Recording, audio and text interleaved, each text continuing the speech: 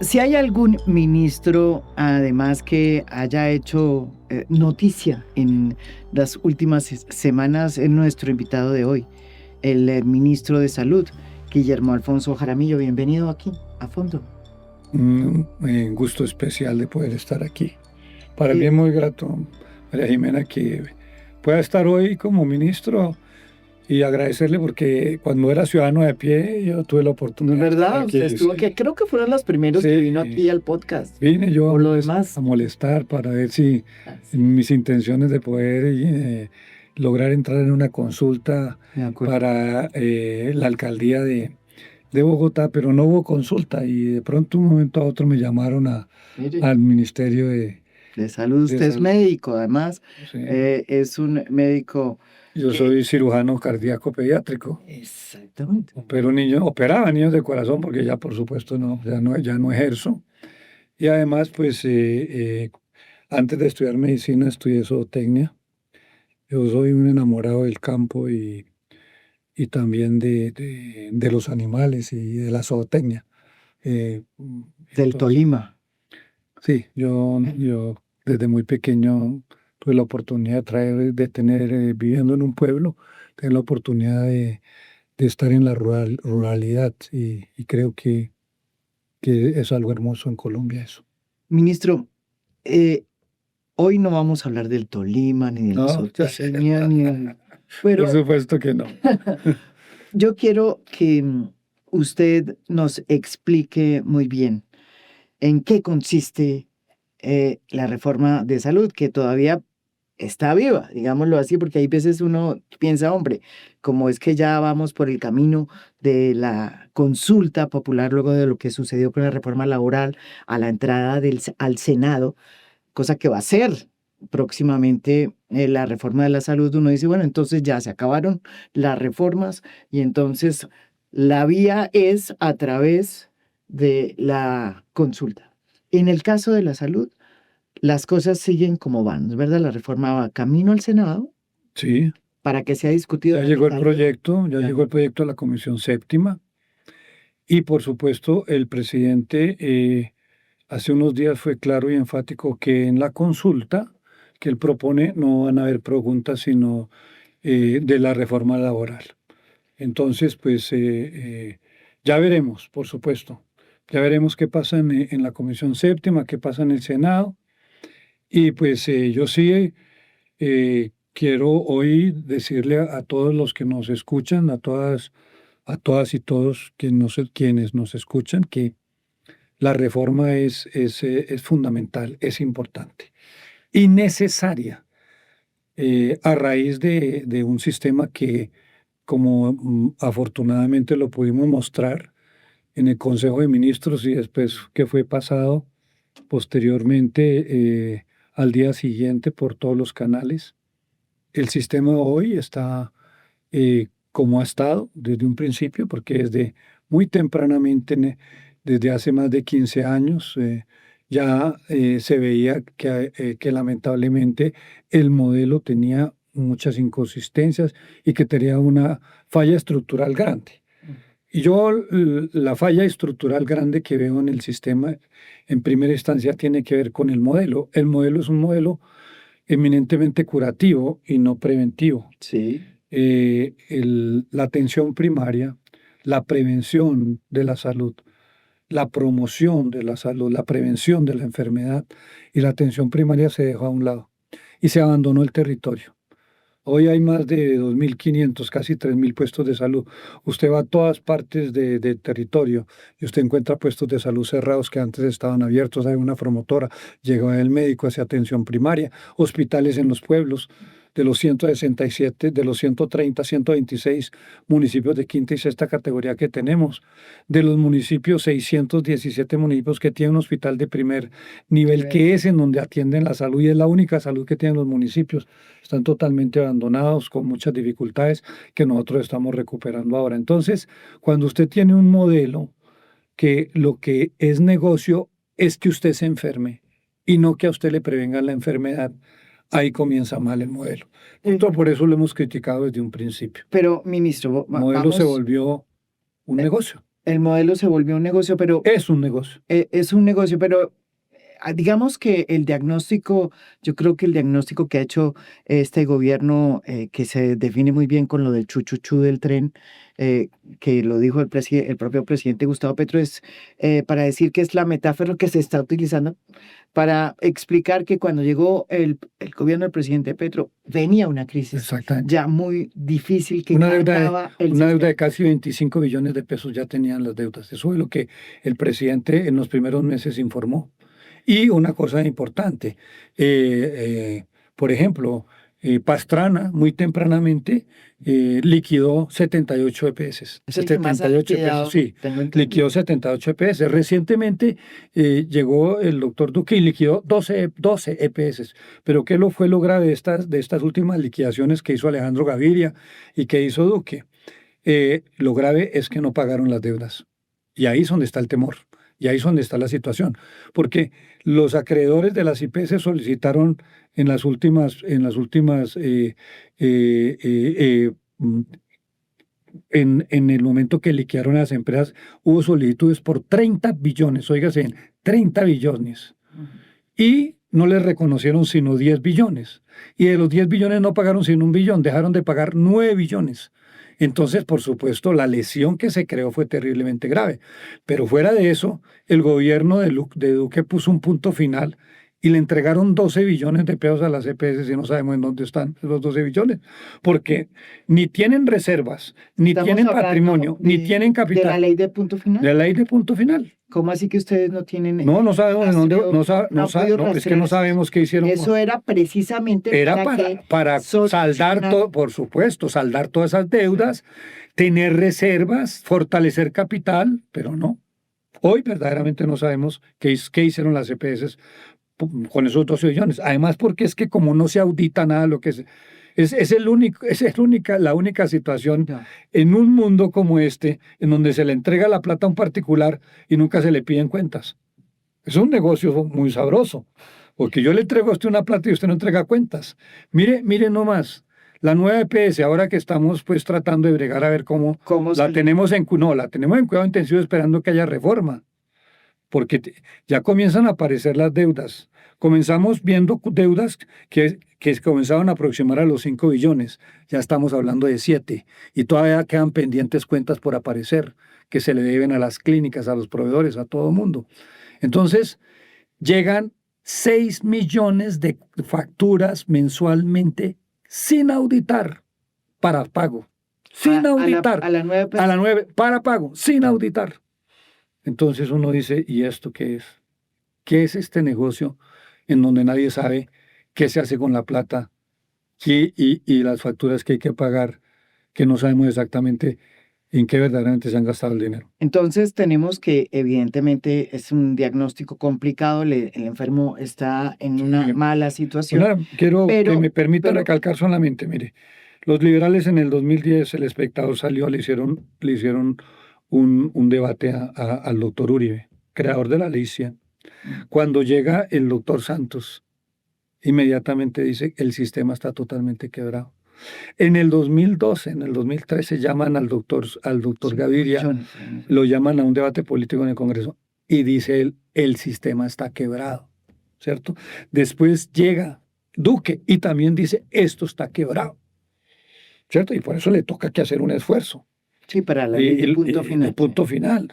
En un esfuerzo que hizo el gobierno central, 10 billones y el 12. O sea, nosotros por eso, y el presidente advirtió desde un principio, hay necesidad de reformar el sistema. Pero Las EPS no tienen ni capital, ni patrimonio, ni Pero reservas. vamos a eso, porque yo creo que al comienzo el presidente hizo el diagnóstico correcto, pero el mensaje fue distinto, porque el mensaje inicial fue, y no sé si fue por la primera ministra que tuvo este gobierno, que fue Carolina Corcho, la que dijo quien dijo que las EPS tenían que desaparecer del sistema. Y empezó esta fugia, porque la gente dijo, bueno, sin EPS, ¿qué hacemos? Una de las partes yo creo que habría que aclarar es cuál es la política real La política que tiene la reforma que va a entrar ahorita al Senado en materia de Vea EPS. usted cómo es. Nosotros hicimos un trabajo bastante arduo más de 100 reuniones, más de 80 y pico de horas que después completamos en Presidencia de la República con las EPS. Tengo una carta firmada por ASEMI, por Gestar Salud y por todas las diferentes EPS en donde llegamos a un acuerdo de que se convertían en gestoras. Y 12 artículos de la reforma, hoy de la reforma que ya aprobó la Cámara, son artículos que ellas mismas consensuaron con nosotros y en las cuales están totalmente de acuerdo para convertirse porque las EPS van a seguir, las EPS no van a desaparecer. Lo único es que no van a recibir la plata que hoy reciben. No van a ser aseguradoras financieras, pero van a ser aseguradoras de salud. O sea, todos nosotros. Las reservas técnicas, por ejemplo, que era una Pero plata. mire, todos nosotros vamos a estar afiliados a una EPS. Yo voy a seguir en mi EPS, tú vas a seguir en la tuya. Y, por supuesto, de las que quieran transformarse. Y la gran mayoría quieren transformarse, no quieren ser aseguradoras porque no tienen reservas, porque no tienen patrimonio, porque no tienen capital para poder sustentar una situación de aseguramiento. ¿Y qué significa ser aseguradora de salud y no aseguradora financiera? Todo lo que viene haciendo la EPS. Todo lo que viene haciendo la EPS. La EPS inmediatamente usted tiene una situación, usted llama a su EPS, la EPS le dice, hágame el favor, usted va a estar aquí, ¿dónde vive usted? Mire, su sitio prioritario para que usted llegue va a ser este centro de salud, o usted puede llegar a esta clínica, aquí lo vamos a atender. El costo. Ahí viene, si usted ya ahí no se le puede resolver el problema y tiene que ir a un nivel más complejo, está transferido a ese nivel complejo y la EPS tiene que mantener, cuidarlo, tiene que auditar todas las facturas que le van a pasar al ADRES, no puede, ¿me entiende? Como ya no va a haber integración vertical, entonces no va a auditar las facturas de sus clínicas, que ahora pues usted le paga primero a sus clínicas, las facturas se hace un bobo con la auditoría, en este caso se va a auditar por primera vez, vamos a saber qué es lo que verdaderamente estamos pagando, ¿no? Pero, y entonces sigue haciendo la EPS exactamente todo lo que está haciendo hasta este momento. Pero ¿cómo hacemos para saber cuánto hay que reservar? Porque por eso eran importantes las reservas técnicas, para saber cuánto tengo que tener. No, ya no van a haber reservas. Para poder saber cuánto tengo que gastar.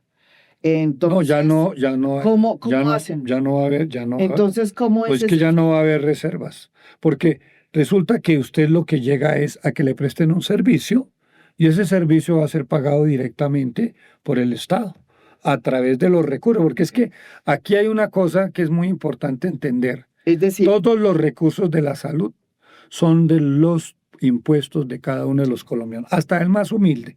Entonces, yo voy y me atienden a mí.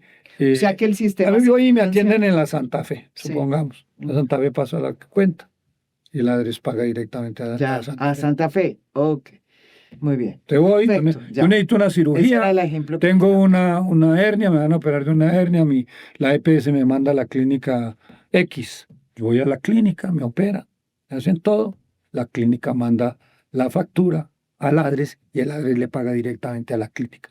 Ya no es ese trámite de que el dinero lo mandan a la EPS y la EPS paga cuando quiere, no. Se le paga directamente ¿La ADRES tiene la capacidad de hacer ese tipo de pagos? En la pandemia fue capaz de pagar 45.000 facturas en un día.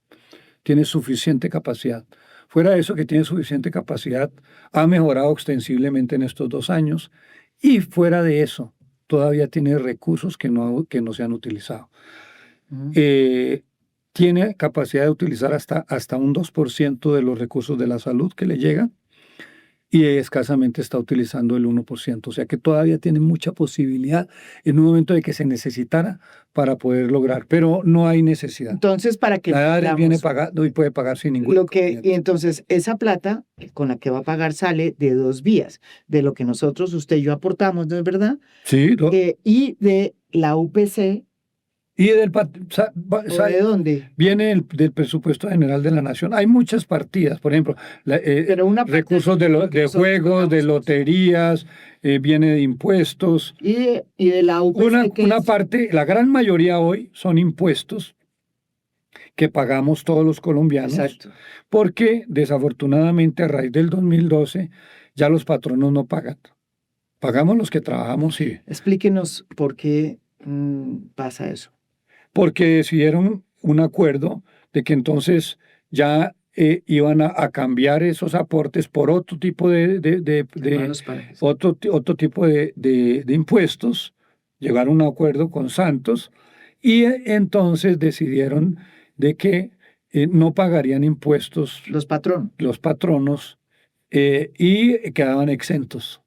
Entonces hoy hay una exención aproximadamente de casi 18 billones de pesos. 18. El año pasado yo pedí calcular cuánto eran las exenciones, porque la exención es hasta 10 salarios mínimos, hasta 10 salarios mínimos, los patronos no tienen que pagar el aporte patronal, me explico. Si yo todos mis empleados están por debajo de 10 salarios mínimos, el Estado me paga el aporte patronal a mí, de los trabajadores que yo tengo. Entonces, esas exenciones ya sumaron en noviembre del año pasado, fueron más de 17 billones de pesos. Yo estoy en desacuerdo con eso. Eso fue un acuerdo que hizo el gobierno de Santos. Yo he venido solicitando que si hay necesidad de recursos y si existiera necesidad de recursos, sería muy importante que volviéramos a recuperar ese aporte patronal, Claro. por lo menos en parte, que sean los patronos que entiendan que tienen que aportar Bueno, y y más cuando la ANDI tanto insiste en que es que se necesitan recursos, aquí oí que se habló del 16.9%. ¿Sabe cuánto es 16.9%? ¿Cuánto? Son 16.9 billones. Cada punto, cada por ciento hoy para la salud representa 1 billón de pesos. Vamos a la UPC. Entonces, y al cálculo de vea usted que si recuperáramos el aporte patronal, sí, pues, podríamos cubrir y nos sobraría una plática. Bueno, Podríamos cubrir lo que está solicitando el doctor Bruce. Bueno, aquí estuvo Bruce McMaster. Pero entonces llegan a pasar, viene el presidente a tratar de pasar un alivio financiero de 12 billones de pesos para poder lograr tener inversiones en este año en el presupuesto, y se lo niega el Congreso. ¿Y quién hace fuerza para que no se lo den? La Andy y Bruce Master. Es que vea usted, por un lado le pide al Estado lo que no tiene, sí, lo que ellos no aportan, porque los patronos aquí es ganen y siempre en detrimento del trabajador. Hoy los que están aportando para salud son los trabajadores y son la gente que paga impuestos, que son las mujeres y hombres del común. Y los patronos son los que se ganan las utilidades y no contribuyen en esto. Entonces, cuando hablan de que tenemos que recurrir a una gran humanidad, ¿sabe cuál es el único empresario en el que yo creo? ¿Cuál? En algunos, pero muy especialmente doy un nombre. ¿Quién? Y es Maurice Hermitage. Comparte utilidades. Comparte utilidades con sus trabajadores. De acuerdo con usted. Comparte utilidades con sus trabajadores. Ojalá todos los empleados de Colombia fueran así. Tendríamos un país divino. Ahora, pero no podemos hablar del resto. De pronto hablaría yo, y además compro allá, mire, yo por aquí puedo decirle que compro. ¿Compra qué? Compro aquí estos colombianos. Se llama... bueno. ¿Cómo se llama? Arturo. Arturo Calle. ¿Sabe qué le oí yo a Arturo Calle? Porque muchos de todos los empresarios cogieron la platica de todos nosotros, quedamos endeudados hasta la cabeza. 12.000 millones de dólares de endeudamiento a corto plazo de 2 años con unos intereses altísimos fue lo que nos dejó a Duque a nosotros, más la gasolina, 76 billones de pesos. Nos dejó más encartados que un diablo a nosotros acá, ¿no es cierto? Yo al único empresario que le oí algo que es significativo fue Arturo Calle, por eso compro en Arturo Calle. Casi todo lo compro en Arturo Calle, porque dijo una cosa: durante 50 años he trabajado, yo no le voy a rebajar los salarios a mis trabajadores y voy a trabajar para que sigan manteniendo su trabajo y no los voy a despedir. Eso es ser empresario. Mauricio Hermitage, eso es ser empresario. Los demás empresarios son egoístas, se enriquecen, no pagan impuestos, no pagan el aporte patronal y vienen aquí a exigirle al gobierno cuando saben que la crisis que tiene el gobierno es supremamente grande. Sí, lo conocen y le impiden inclusive un proceso de financiamiento para solventar estos problemas. Doble moral, pero ministro, terrible doble moral del vamos a lo que dice Bruce McMaster, que lo dijo acá. Él planteó una tesis que además es producto de una investigación que hizo Landy. Ellos hicieron unos cálculos, no sé qué, y calcularon que, como usted bien lo dice, la UPC debería incrementarse en un 16%. Mire, y usted hizo otro cálculo. No, nosotros no hemos hecho ningún cálculo aparte, lo hemos hecho los cálculos 2 veces con ellos, en el 2023 y el 2024 con las EPS.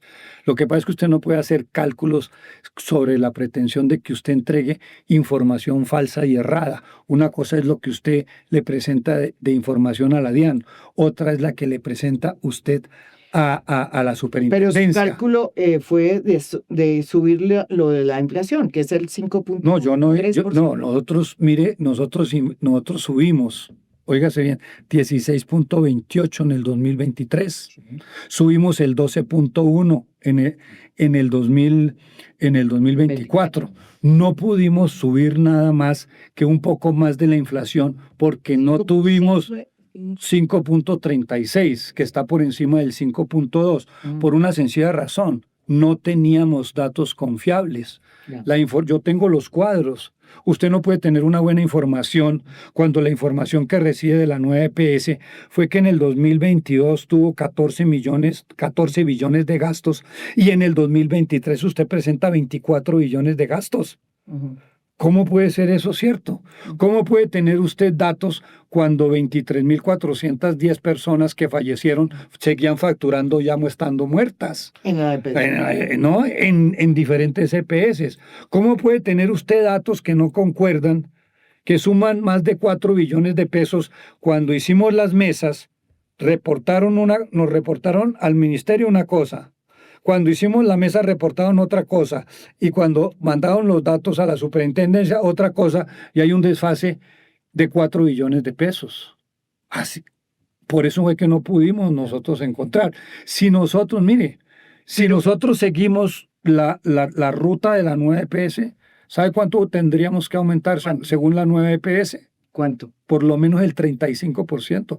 Pero lógico, si usted presenta gastos, óigase bien, usted presenta gastos de un año de 14 y al otro año presenta gastos de 24, 78% de aumento, desfasa cualquier cosa. Usted no puede tener aumento de frecuencias. Mire la situación. Así de un sopetón. 68% de aumento de frecuencias presentado en la CPS. 68% de aumentos de frecuencia. Nosotros tenemos los RIPs. Los RIPs son en donde se informan todos los procedimientos que se van haciendo en el ministerio. Puede que haya un desfase del 5%, hasta de pronto el 10%. Pero un desfase, los RIPs nos dieron a nosotros para hacer la UPC de este año, nos dieron menos 1.2%, menos 1.2%. Está bien que entonces las frecuencias hubieran aumentado en 5, 10, y entonces hubiera una diferencia del 5 al 10%, pero una diferencia de 68% en las frecuencias. Por eso no tuvimos la posibilidad de nosotros de poder hacer, pero, ministro, los datos que están presentando fueron, y creo, y me atrevo a decir una cosa, y por eso tengo demandado ante la Fiscalía, Contraloría y Procuraduría, que es porque lo que reciben son dineros del Estado, a todas las EPS que nos pasaron información, que considero que esa información es totalmente falsa, la gran mayoría de ellas. Y usted dice que sobre... Y lo hicieron sobre una base para... Es la que hace... Venga, y le voy a decir, lo hicieron sobre una base de esto. Lo hicieron sobre la base de que aumentando las frecuencias, aumentando los gastos, entonces se disparaba la UPC y puedan recibir más plata. Ahí está la trampa. Y le voy a decir una cosa. ¿Qué sucedió? Yo comencé a preguntar, bueno, jóvenes, los que hacen esos cálculos, ¿cómo vamos? Me dijeron, está como poquito más alto que el año pasado. Ujú. ¿Sabe cuánto nos dio a nosotros? A finales del 2023 el estudio nos dio 6% de aumento de la UPC. Aumentamos el 12%. 6, aumentamos. Había presupuesto. Se la jugó el presidente. Inclusive al principio estuvo un poco... Dijo, ¿ustedes por qué si era el 6, por qué les dieron del 12? Entonces le explicamos por qué le habíamos dado el 12. Habían unas inclusiones y nosotros estábamos jugando con algo y le dimos más porque queríamos sacar el 5% para hacer atención primaria. Ya. Nos llevaron las EPS a la Corte y la Corte jugó en favor de las EPS. Y yo demandé, y yo demandé ante el Consejo de Estado eso, y sabe que me dijo el Consejo de Estado, usted tiene la razón, puede utilizar la EPS y utilizar el 5% para el uso. Para no tener problemas con la Corte me he quedado quieto, he hecho otras cosas. Pero la Corte lo que ha dicho es, oiga, hagamos una mesa. Venga, le digo. Y concertemos. Venga, le digo. Usted dice que no va a concertar. Venga, le digo. Entonces, para que aseguremos 6%. Cuando comenzaron a decirme a mí, los funcionarios, de que eso iba por encima del 6%, me preocupé. Entonces ya en septiembre ya estaba muy más preocupado. Y dije, vengan y me traen las cosas. Tráigame las cifras. ¿De dónde sacaron ustedes todos estos datos? Llego yo y veo los gastos de la UPC, los gastos que había hecho en el 2022, los gastos de la nueva EPS, de 14. Y le digo a los muchachos, oiga muchachos, ¿ustedes cómo convalidaron por qué convalidaron los gastos de la nueva EPS que pasó de 14 a 24? Si ustedes convalidan eso, háganme solamente el estudio cuánto daría ¿qué daría la EPS? No, pues 35-40% de aumento. Pero entonces, ¿qué sucedió? Entendí inmediatamente que todos los datos que han recibido eran errados de la gran mayoría de las EPS, con muy poquitas excepciones. Venga, entonces, solicité inmediatamente una mesa de trabajo.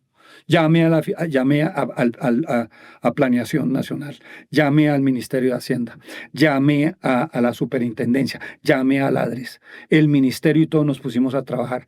Y tenemos un estudio muy claro y ese estudio se lo mandamos ya a la Fiscalía, porque consideramos que los datos, primero porque los datos que nos suministran a nosotros tienen que ser datos fidedignos. Documento público. Es delito si se adulteran los documentos públicos. Entonces, por eso no pudimos. Eso sucedió también en el 2011 y le sucedió en el gobierno de Santos. En donde él no pudo hacer y tuvo que hacer la UPC. Inclusive no la inflación, sino por debajo de la inflación, por los problemas que había tenido Salucop. Y lo dijo. Debido a los problemas de Salucop no podemos hacer la UPC, entonces vamos a hacer el aumento de la inflación. Y hicieron un aumento por debajo de la inflación que debía la Corte haberlo investigado. Ahora, vamos 5 años ha habido aumento por debajo de la inflación y no dijo nada la Corte. Solamente a nosotros comenzó a decirnos, oiga, ustedes tienen una UPC insuficiente. Le pedimos a la Corte, denos el estudio de la Corte de la UPC insuficiente. Hasta ahora no hemos recibido nada de la Corte del estudio que nos diga que la... Y dijo la Corte, nosotros no somos los que determinamos la UPC. Y dijo otra cosa la Corte, los que determinan la UPC a través de un estudio técnico es el Ministerio de Salud. Bueno, eso quiere decir que eso no se, que eso no se puede concertar. Pero hasta donde yo estoy, eso no es una concertación. No es. Por eso es que pedimos la aclaración, porque en el primer fallo era confuso. No en el fallo, sino en el auto. En el auto. 007 nos decía que teníamos que concertar. Nosotros ya estábamos dispuestos a ir al Consejo de Estado a que nos definiera eso. Porque es que resulta que eso no lo dice la ley, ni lo dice la ley 100, ni lo dice en ninguna parte de la ley. Y la Corte también tiene que también fallar sobre la base de la Constitución y la ley. Y además no puede fallar sobre temas administrativos, porque el único que puede fallar sobre los temas administrativos es el Consejo. Pero de todas formas en el auto dice, oiga, concerten en unas mesas. No es concertación. Bueno, ¿cuál es la palabra entonces? No es concertación. Pero hay unas mesas que se están porque integrando. Concertar la UPC no se puede.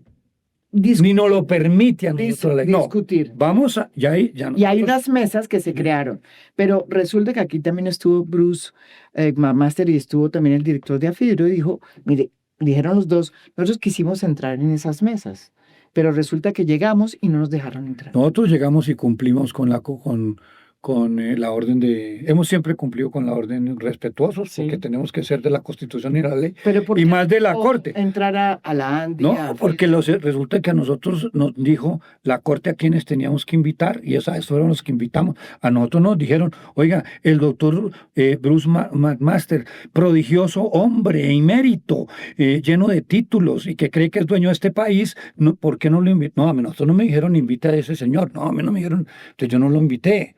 Yo invité a los que me dijo la Corte que invitara, pero ahí tiene su representante directo.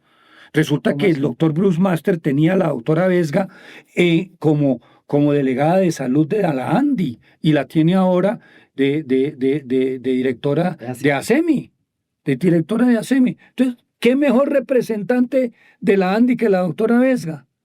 Yo no entiendo. ¿Cuál es el reclamo de él? Vamos Nosotros, al mire, tema de... además hay otra cosa. Si al doctor Bruce McMaster, ¿por qué no solicitó aclaración de la conformación de la mesa? Nadie dijo nada. Estuvieron de acuerdo con la mesa. Pudieron haberle dicho a sus amigos de la Corte, ¿no es cierto? Señores, mire, a mí me dejaron por fuera. Y seguramente ellos, que son tan amigos, pues seguramente nos hubieran mandado un mensaje diciendo que había que también vincular al doctor, pero no, nunca nadie nos dijo eso. Qué pena con el doctor Bruce McMaster. Entonces, vamos en la discusión, digamos, pero usted se sostiene en que el aumento de UPC para el 2025 es ese y así. No. Mire, yo lo que yo he dicho y sigo diciendo, porque mire lo de la mesa. Y yo tengo aquí yo me traje todos estos papeles porque es que yo no hablo. El 8 de enero, hablé yo y propuse una mesa. Propuse una mesa para todos, para que nos sentáramos. ¿No? Seguramente ya sabían que eso era lo que iba a hacer la Corte, porque ellos sí tienen comunicación directa con la Corte, yo no la tengo. Entonces, se esperaron a que la Corte dijera, usted tiene que hacer una mesa. Bueno. Entonces, pero yo pedí aclaraciones. No les gustó que yo hubiera pedido aclaraciones. Las aclaraciones sí fueron fundamentales. Y la aclaración es fundamental. La aclaración es que la EPS no se concerta. La UPC no se concerta. ¿Por qué? Porque la ley dice claramente que tiene que ser un estudio técnico. Inclusive ni siquiera yo hago el estudio técnico. Una vez se hace el estudio técnico con lo que se ha venido haciendo desde el 2012, ¿cierto? 13 años que se ha venido haciendo. Y eso se lleva a la comisión. Y eso es lo que van a hacer. A la comisión. Eso es lo que usted está haciendo. Perdón. Se lleva a la comisión y la comisión está de acuerdo o no. Ahí hay discusiones, ¿cierto? Ahí hay discusiones. Está el ministro de Hacienda, está el Departamento Nacional de Planeación, está el IETS, está un delegado del presidente, estoy yo. Y por eso fue que la comisión, al llevarle nosotros el estudio del 2024 y decirle, mire lo que pasó, mire todas estas cifras, mire todo lo que sucedió, mire la información errada que nos entregaron las EPS. Entonces ahí se hizo la discusión y por unanimidad se consideró que se utilizara la inflación de noviembre, que era de 5.36, porque la de diciembre es de 5.2, manteniéndonos sobre lo que estipula la ley, que si no se puede llegar a un acuerdo, debe de aumentarse por lo menos la inflación. Entonces, eso hicimos, cumpliendo con eso. Ahora, ¿qué es para qué es la mesa? La mesa es para mirar si la UPS es o no deficitaria. Y entonces, lo primero que hay que hacer es hacer los estudios. Si hay estudios, que los traigan. Nosotros le presentamos y ya le entregamos todo lo que nosotros encontramos. Pero usted no vio el estudio de la ANDI. ¿Cómo? ¿No? ¿Estudio de la ANDI? Nosotros lo entregó. Venga, no, a mí no me ha entregado el doctor Bruce absolutamente nada. ¿Qué es lo que quiere decir? Venga, nosotros tuvimos, vuelvo y le repito, tuvimos en el 2020, ellos vienen diciendo que tienen unos estudios. Fuimos y hicimos 17 reuniones en el 2023. Hicimos los estudios de la UPC. en el 2023. Aquí lo tengo. Ujú. A nosotros, y no nos dio que hubiera, estudiamos el tema de COVID, estudiamos los impuestos máximos, Y no les dio los que presupuestos fuera, máximos, ¿qué? de que hubiera Fuera el 16. de que hubiera insuficiencia, de que De- hubiera insuficiencia de la UPC, de que hubiera insuficiencia de la UPC, Ujú. ¿cierto? Entonces, después en el 2024 hicimos nuevamente, después de que terminamos y nos pusimos de acuerdo de que entonces se iban a convertir en gestoras, de que firmó ASEMI, de que firmó Gestar Salud, Sí. ¿no es cierto? Y que hubo 4 reuniones en presidencia. Nos reunimos con el Sí, con presidente y ellos. hubo 4 reuniones y 11 que habían habido antes para un total de 15 por 100 horas de trabajo. Entonces nos fuimos a una mesa técnica. Y esa mesa técnica volvimos nuevamente y no nos dio de ninguna Que manera fuera que la deficitaria la UPC. UPC fuera deficitaria. Ya. Eso no ha gustado. Pero es que si no tenemos, y por eso lo primero que tenemos que hacer es, y yo lo he llamado a esta mesa muy importante y la considero supremamente importante, la he llamado el Tribunal de la Verdad, por varias razones. Esto es como una JEP de la paz. Y es el Tribunal de la Verdad, porque para poder saber, tenemos que saber exactamente los datos verdaderos de las EPS, no las mentiras que nos están pasando, no los informes que no son ciertos. Sobre esos informes reales, y ese es el trabajo que hay que hacer, comenzar entonces a mirar qué es lo que estamos pagando y qué es lo que no estamos pagando. Ministro, Y comenzar a mirar. Por ejemplo, usted no puede tener que una EPS le paga 260.000 pesos por una consulta de urgencia. Por una consulta de urgencia paga 260.000 pesos y a la otra clínica le paga 48.000 pesos. Usted no ¿qué puede es la tener... EPSA? Usted- Ok. yo no le voy a decir, yo no le voy a decir, pero aquí en esta que paga 260.000 es integración vertical. Esta que le paga 48 no es de la integración vertical de su EPS, Es la otra. ¿cierto? ¿Por qué 48 y por qué 260.000 pesos y aquí 48.000 pesos? ¿Por qué una diferencia 5 veces en un lado? ¿Y por qué le paga? Y otras cosas, unos procedimientos terriblemente costosos. Por ejemplo, un catéter subclavio, que es un catéter que para todos los pacientes que yo operaba de niños y adultos, porque yo cirujano cardíaco, primero fue cirujano cardíaco de adultos y después cirujano cardíaco pediátrico. Entonces, siempre hay que ponerse anestesia al paciente inmediatamente un catéter Ujú. yugular para poder poner líquido rápido, poner sangre, todo. Usted no puede tener que un catéter, pasen una factura de un catéter por 380 millones de pesos. Un legrado 250 millones de pesos, cuando Usted normalmente tiene facturas así. por 2. Es que todo eso es lo que tenemos acá. Nosotros aquí tenemos y podemos mostrar todas esas irregularidades. Por eso me trae todos estos paquetes, ¿cierto? Entonces, si ustedes, si los datos que están dando las EPS No son los. no son reales, no puede haber, podemos definir nosotros. Entonces, lo primero que lo estas quiero mesas, llevar, esta mesa, lo primero que tiene que hacer un estudio Es muy detallado. para ver si Primero, las depurar los datos. depurar los datos. Pero ahora vamos a otro tema que fue Ahora, el después, escenario de un drama horrible la semana pasada. La escasez de medicamentos, unos dicen que falta de abastecimiento, otros dicen que no es que es falta de abastecimiento, sino que es acaparamiento. El caso de Audipharma, que es uno de los tantos, se llaman, ¿cómo se llaman? Operadores no, sino gestores farmacéuticos. gestores Sí, farmacéuticos. una cosa que se inventó Es- Duque. Ellos son, para que la gente que nos está oyendo y viendo entienda, ellos son los intermediarios, ¿no es verdad? Que le suministran las drogas a las EPS para que las EPS se las suministren a los Que pacientes. ganan una utilidad porque ellos son los que les venden los laboratorios a unos precios y nos cobran a otros precios a las EPS. ¿No es cierto? El presidente salió a decir que había un acaparamiento y que era precisamente por lo que usted está diciendo. Audipharma dice que no es así, que una cosa es la línea comercial y otra cosa es la línea que se le entrega, las drogas que se le entregan a las EPS. Y ustedes han decidido proponer que esa figura que es muy importante dentro del sistema y que es relativamente Todos los nueva, intermediarios son que La desaparezca, intermediación, que desaparezca. la intermediación, Yo pregunto, ¿va a esa facultad, ese papel que desempeñan esas gestoras farmacéuticas, las puede desempeñar bien una EPS? ¿No ven, cobrarán más hay una situación que es al esa. sistema Todas las fácil? intermediaciones, si usted va a intermediar algo, en esa intermediación Sí. se pierde dinero, ¿cierto? Y eso es lo que pasa con las EPS. Usted le pasa la plata a la EPS y la EPS no le paga a quien hace el trabajo. Aquí hay un gestor farmacéutico que va y le compra al laboratorio a un precio y coge y lo vende aquí a otro precio y se gana un poco de dinero. Ahí lo hemos visto, 60, 40, 50% de utilidad. Entonces yo digo, ¿para qué entonces tener un gestor farmacéutico? Si lo que podemos es comprarle directamente al laboratorio, pagarle al tiempo, porque resulta que el AEPS le paga al gestor farmacéutico y el farmacéutico no le paga, ¿no es cierto?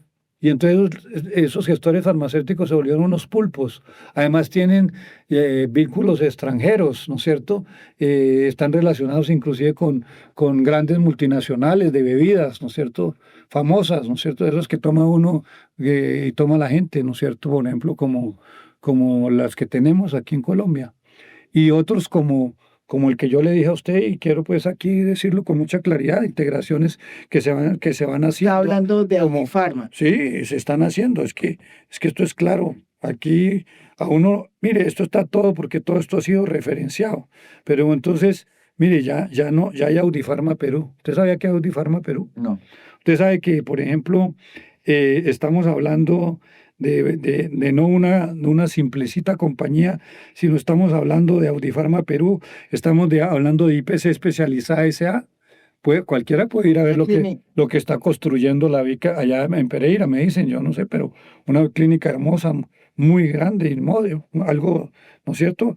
Outsourcing farmacéutico integral SAS, eh, Outsourcing farmacéutico integral SAS OFI, Líder Company SAS, 12 de 12 SAS, Fondo de Empleados Fonialianza, Fonialianza de SAS, Inversiones EYMM SAS, Yolima Mesa, Montes y Co SAS, Apoyarte Human Capital SAS, Operador Logístico Integral de Medicamentos SAS, OLI, Operlo Colombia SAS, Grupo Opedale SAS, Grupo Hospedale G8. Eso es lo que es ya Audifarma. Y ahora entonces entra en algo que llama PRI, que es un programa de recuperación institucional, ¿no es cierto? Sí, porque dicen que Y están en una entonces, sí, situación y entonces la plata, y la financiera plata, y la precaria. plata de Perú, y la plata de todas estas diferentes compañías y todos estos outsourcings y todo. Pero, ¿Cierto? Entonces, ¿qué es lo que sucede? ¿Qué es lo es que el sucede? paciente, ¿Qué es lo que ministro. sucede? Mire, El paciente la gran dice, mayoría, usted no tengo acceso a los medicamentos. La bueno. culpa, dice Gustavo Entonces, Petro, es de Audifarma. No, La entonces culpa hay varias cosas. es también Venga, le voy a decir yo de la política del porque es gobierno que no es importante clara. entender a la gente, entender lo que el presidente ha dicho. Desde un principio dijo, el sistema está mal. El sistema debe 25 billones de pesos. El sistema está quebrado. Entonces, las EPS le deben a las IPS, a los hospitales y las clínicas, le deben a los operadores, le deben a los operadores logísticos, farmacéuticos, le deben a los laboratorios, todo. ¿Qué estamos nosotros haciendo? Tenemos las EPS en cuidados intensivos, esperando la reforma. La reforma, como le mostré yo, implica necesariamente nuevas fuentes de recursos, porque el problema ahorita es, y es lo que reclaman permanentemente las IPS, los hospitales, las clínicas, los proveedores, los laboratorios, los mismos gestores farmacéuticas, que uno no puede estar de acuerdo con ellos, pero son los que están operando ahora. Uno de los graves problemas fue que a Audifarma se le pagó en cerca de 2 meses 280.000 millones de pesos y no siguió prestando servicio y colapsó especialmente el eje cafetero y el Valle del Cauca y por supuesto gran parte aquí de Bogotá. Y no hubo cómo reemplazarlo en forma rápida. Ahí, porque eso no es fácil. Porque de pronto Exacto. usted los cogió como de sorpresa.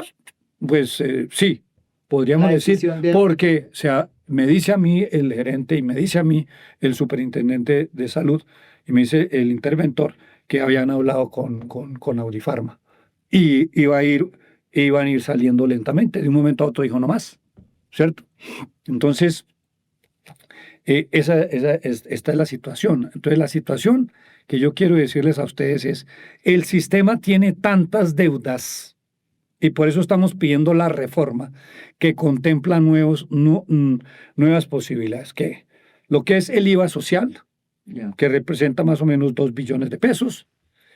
El impuesto saludable, recordemos Eso que no- cada cosita, cada papa frita tiene sal, entonces lo que tiene azúcar tiene otro, tienen todos un hexágono, ¿no es cierto? Eso paga impuesto, eso puede ser 4 billones. El año entrante podríamos tener, si se aprueba la reforma, podríamos tener rápidamente no menos de 6.5 billones de pesos para comenzar entonces a tener recursos con que las EPS que van a seguir, porque tienen que seguir, y las EPS van a seguir existiendo, ¿cómo les ayudamos a que paguen sus deudas a través de créditos a largo plazo con cuotas compensadas, o sea, con tasas compensadas a largo plazo, con intereses de tasas compensadas para que los puedan pagar? Y cómo nosotros, por ejemplo, la nueva EPS, que es 49% menos 50% menos una acción del Estado, paga las deudas de la nueva EPS. Ya. Nos paga las deudas de la nueva EPS. Capitalizar. Hay un artículo de del Plan de Desarrollo que permite la capitalización, pero tiene que haber recursos para eso, porque el Estado no los tiene ahora. Tendría que meterle la mano al bolsillo a los ciudadanos o a los empresarios, a Blue Master para que paguen más impuesticos, pero tampoco ellos quieren pagar, y nadie quiere pagar, pero hay que pagar todas esas deudas, porque si no se pagan las deudas del sistema, esto no va a poder seguir operando. Nos podemos ir nosotros mañana, se podrá ir el presidente, se podrá ir el ministro mañana, el presidente el 6 de agosto. Si estas deudas y este sistema no tiene un apalancamiento urgente del punto de vista a través de la reforma como está, como la aprobó la Cámara, no va a haber quien lo recoja después. El gobierno que venga, sea el que sea, lo que va a encontrar es esto en una situación supremamente grave. Tenemos apenas para el día, tenemos para poder pagar lo que hoy se está gastando. El diario. El diario, pero no para pagar las deudas que vienen de antaño. Entonces, ¿qué sucede con una clínica que le deben 100.000, 200.000? Aquí en Bogotá hay clínicas que le deben 200.000 millones de pesos y comienzan a decir, bueno, yo ya no aguanto más esto, yo ya no aguanto más, por lo menos denme una salida. Entonces, todo el sistema se puede resquebrajar. El 75% es un sistema privado. ¿Quién las aguanta? Aguantan los públicos, que es apenas el 25%, que es el que siempre se ha tenido que echar al hombro, que se lo tiene que echar el gobierno, que se lo tiene que echar el municipio, que se lo tiene que echar el departamento. Y aguantan los que tienen integración vertical. No, nadie, porque los de la integración vertical, pues sí, ahorita están sanos, pero entonces ¿quién va a contratar con ellos mañana? ¿Quién va a contratar con ellos mañana? Nosotros por eso hemos dicho, dejen a un lado la integración vertical para que nosotros podamos seguirle contratando a ustedes, ¿cierto? Entonces, porque es que la deuda no es solamente es de todos. Vengo, le explico. Ya la deuda, por ejemplo, la deuda de Sanitas supera los 2 billones de pesos. Famisanar está en 2.5 billones de pesos, ¿no es cierto? Entonces, ¿de dónde va a sacar compensar no, sino Cafán y con subsidio para pagar 2.5 billones de pesos? ¿De dónde van a sacar ellos? Si no se les ayuda, si no se les colabora, ¿cierto? Entonces la situación, y además ellos también son socios de la nueva EPS, también son socios más porque ellos tienen un pedazo. Ellos tienen el 50 menos un punto. Entonces, si ustedes son una Famisanar, Cafani con subsidio, y se pasa a la nueva EPS, en donde ya las cifras de la deuda superan los 7 billones. Entonces las cajas están debiendo 5 billones de pesos. Y en las cajas no las podemos quebrar, porque las cajas son algo que indudablemente le sirve especialmente Pero, al trabajador. Ministro, posibilidad ¿cierto? de que salga esta reforma y no se quede ahí en la Comisión Séptima. No, yo lo que hago es un llamado al Congreso, que entiendan lo que está pasando. ¿No? Sí, eso es como cuando le entregan, a mí como médico me traían una persona moribunda. Yo lo único que le podía decir, yo voy a vergar a ver si lo puedo salvar. Pero ¿qué pasa? Se muere, no, se le murió a Jaramillo el paciente. Se le murió a Jaramillo el paciente. Pero si a mí me hubieran dado las herramientas, si verdaderamente apoyan un proceso de recuperación que ha sido consensuado, mire, por ejemplo, voy a decir una cosa. Vea usted que yo he tenido la posibilidad de dialogar, por ejemplo, con Dilian Francisca Toro. Yo he podido dialogar con ella. Yo me senté 12 horas a trabajar con ella. Y cada vez que ella mira y dice, hombre, ¿por qué no podemos mejorar esto? Nos hablamos y mejoramos. Y yo le atiendo y le hemos cambiado y le hemos escuchado. Porque ella, que es gobernadora, sabe el problema tan grave que tiene cuando el sistema no funciona y cuando el sistema tiene tantas deudas. Y usted se ha sentado y le toca a ella, y ella le ha tocado que recuperar, y ella le ha tocado como gobernadora recuperar hospitales públicos. A los alcaldes les ha tocado que recuperar hospitales. Yo tuve que recuperar cuando fui gobernador en el 2001, del 2001 al 2003, 3 años, recuperar el hospital Federico Lleras. 6 meses le debían a todos los trabajadores, no había sábanas, no había comida, no había nada. Lo recuperé en 3 años. El doctor Palacios llegó y le dijo, este es el mejor hospital de tercer nivel de Colombia. Me dijo así, el ministro de ese tiempo, Palacios. Llegué a Ibagué de alcalde 16-19, acabado el hospital. Me tocó que unificar los 2 hospitales que había y lo dejé 0 kilómetros. Ya lo tienen con deudas que superan los 60.000 millones de pesos. No pagan adecuadamente a los trabajadores. Tienen gravísimos problemas porque se pusieron a hacer politiquería y otras cosas más. Entonces, y corrupción. Entonces, ¿qué sucede? El gobierno logrará mantener y tendrá que meterse la mano los municipios, los departamentos, la nación, para llegar a sostener lo público. Pero resulta que lo público, doctora, no es sino el 25%. Y estás en la periferia generalmente. ¿No es cierto? Y algunas ciudades como Bogotá o Medellín o Cali y algo Barranquilla. No, Barranquilla tiene un sistema que se lo entregaron a los privados. Es un negocio ahí bastante complejo, que lo podríamos analizar, ¿cierto? Pero entonces funciona como una cosa, con lo mismo que como una cosa privada. No, allá llegaron y le vendieron el 35% de toda la infraestructura hospitalaria, ¿no es cierto? Se la vendieron como por 65.000 pesos. Eso fue ahí una cosa que yo prefiero no. ¿A quién se la vendieron? Prefiero no. ¿A quién se la vendieron? Venga, a particulares. Y entonces eso funciona como privado. Entonces, pero está funcionando. Ahora, entonces, pero ¿quién va a rescatar a los privados? ¿Quién va a rescatar a las clínicas privadas que les deben estas EPS? Entonces, ahí es el llamado. El llamado es ese, ¿no? Y el presidente viene desde el principio diciéndole, mire, nadie lo atiende, porque quieren es que Petro fracase.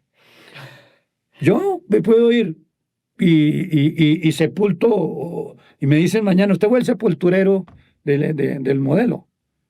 Yo no tengo ningún inconveniente, yo lo estoy advirtiendo, porque es que este modelo fracasa, desde el principio venía fracasando. Lo han mantenido a pura respiración artificial y ahora la tenemos agónica.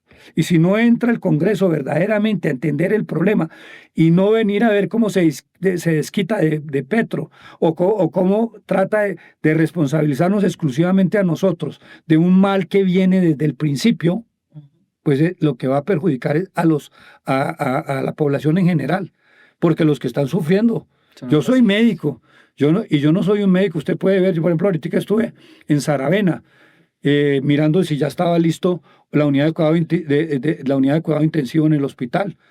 Yo le daba 18.000 millones de pesos en infraestructura, en tax, en rayos X, en todo, en unidad de cuidado intensivo. Vamos a llevar al señor presidente para que le agradezcan la gente allá, ¿no es cierto? Me encontré 2 personas que yo había operado, Dos muchachos que ya están grandes, uno de 17, otro de 18 años, me mostraron sus heridas. Yo a uno lo había operado recién nacido, al otro también. Están bien, son hombres productivos, o sea, se ven muchachos. Yo sufro con que una persona se muera, sufro cuando no hay medicamentos, porque yo he vivido la pobreza y la miseria y trabajé para los pobres y necesitados de este país. Yo no tengo riqueza, pero he servido. Y las gentes que me conocen a mí, yo tenía 5 consultorios populares en donde hacía consulta gratis todo el día y operaba totalmente gratis, nunca le cobraba a una persona absolutamente nada, porque ese es el servicio, para eso quise ser médico. Entonces me duele lo que pasa y me duele que el sistema se volvió, y lo predecíamos nosotros desde un principio, un sistema curativo y no preventivo, y que entonces todas las plata se va es al alto costo, a los negocios. Y todo se volvió un negocio. Usted por donde abre una puerta no encuentra sino un negocio. O donde abre una puerta no encuentra sino corrupción. En una puerta, por donde pasa, usted no ve sino todo el mundo bregando a ver cómo se alimenta del dolor y de la sangre de la gente. Y eso me duele a mí. Uno se aterra. Yo le digo una cosa. Yo cada día veo los problemas. Entrego una plata a un municipio, entrego una plata a una S para que construya un hospital. Me toca que estar permanente viendo a que no se sustraigan los dineros. Se atrasan las obras. Una situación supremamente compleja y difícil, porque todo el mundo es bregando a tomar ventaja de las cosas. Tengo varios hospitales, de los múltiples que estamos haciendo ahora, de las cantidades de obras que estamos haciendo. Nosotros nunca había habido un ministerio que invirtiera tanto en obras nuevas, en adecuación de hospitales, en equipos básicos que recorren todo el territorio. Ya tenemos más de 11.000 equipos recorriendo, más otros 3.000. Eso es una tropa de 120.000 personas recorriendo los territorios más abandonados, con médicos y enfermeras, de 1.003 vehículos de atención.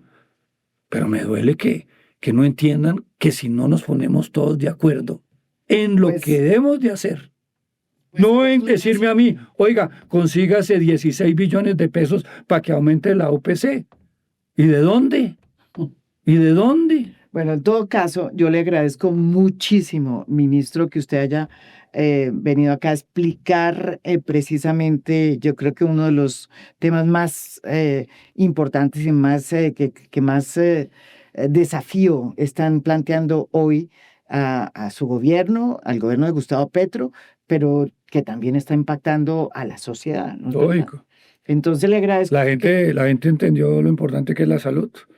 Y mire, todo el mundo protestaba contra las EPS. ¿Y sabe qué lograron hacer las gentes que manejan los dineros y se lucran de los dineros? Hacer que la gente se enamorara de las EPS. Y resulta que cuando las queremos cambiar y transformar, la gente entonces dice no. Y lo que pasa no es eso. Porque este es un país en donde los medios de comunicación, la televisión, la radio, usted es independiente. Por la televisión, la radio, y eso es, ¿no es cierto? Pero la televisión, la radio y la prensa están cooptados. Ellos tienen negocio. Ellos saben que manejando recursos, porque el modelo es, denme los recursos a mí. Los recursos de la pensión, démoselo a un privado para que nos lo maneje. Los recursos de la salud, démoselo a un pensionado, a una EPS para que los manejen, los privados. ¿Cierto? Cuando yo entré a estudiar agronomía en Ibagué en el año 1968, no había sino una universidad, era la Universidad del Tolima. Ahora hay 25 universidades, todas ¿no es cierto? Privadas. ¿Por qué? Por el negocio. Por el negocio. No quisimos educar a las personas, se lo dejamos a los privados para que le damos la plata a los privados. Después nos creamos el Pilo Paga para ir a pagar 30 billones de pesos para un semestre y le negamos los recursos a la Universidad del Tolima para que pueda, con esos 30 millones de pesos, educar a 6 o 7 personas pobres de Pero, ministro, entonces le digo una cosa. Le haría esta reflexión. Entonces, final. ¿Qué es lo que sucede? Tampoco sería bueno que el presidente Gustavo Petro, digamos que tomara como bandera política o convirtiera en bandera política el problema de la salud. No, es que nadie lo está tomando. Eso me parece. No, por supuesto, estoy totalmente de acuerdo con usted. Y no lo está tomando. No lo está tomando, le está pidiendo al país entero que entienda que la reforma es fundamental Primero, para llevar la salud a todos los territorios, no exclusivamente para los centros poblados ni para los más pudientes, sino para los negros, para los indígenas, para los campesinos, para los trabajadores en las zonas más abandonadas. Vaya usted, vaya a Bosa. Pregunte cómo estaba Bosa cuando nosotros estuvimos en el gobierno de Petro. Era la mejor atención primaria de todo el país. Venían del extranjero a mirar. Ahorita cerraron la gran mayoría de los puestos de salud. Los están haciendo ir a un solo hospital. La gente sufre en Bosa. Voy a ir a hacer una reunión con la gente de Bosa, porque estamos acabando con el sistema. Aquí creemos que es que teniendo unos hospitales en algún sitio, la gente se puede trasladar, la gente humilde necesita los puestos cercanos. Y por el otro lado, por supuesto, necesitamos que entendamos que el sistema tiene tantas deudas y está quebrado que solamente si nos permiten la reforma para poder financiar el sistema, no es el tema no lo soluciona la UPC. Usted le puede entregar a las EPS ahora toda la plata que quiere y se la van a seguir robando.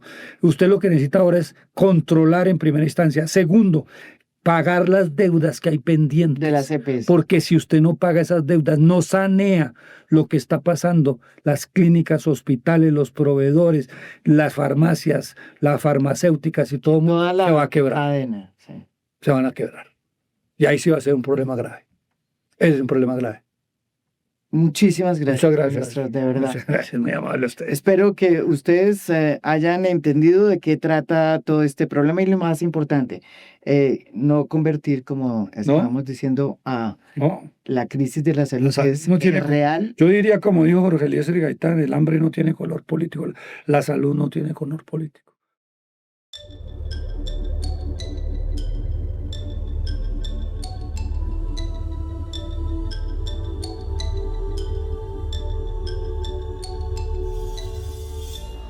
A Fondo es un podcast producido por Mafialand. Producción general, Beatriz Acevedo. Producción de audio, Daniel Chávez Mora. Música original del maestro Óscar Acevedo. Nos pueden escuchar también en mi canal de YouTube.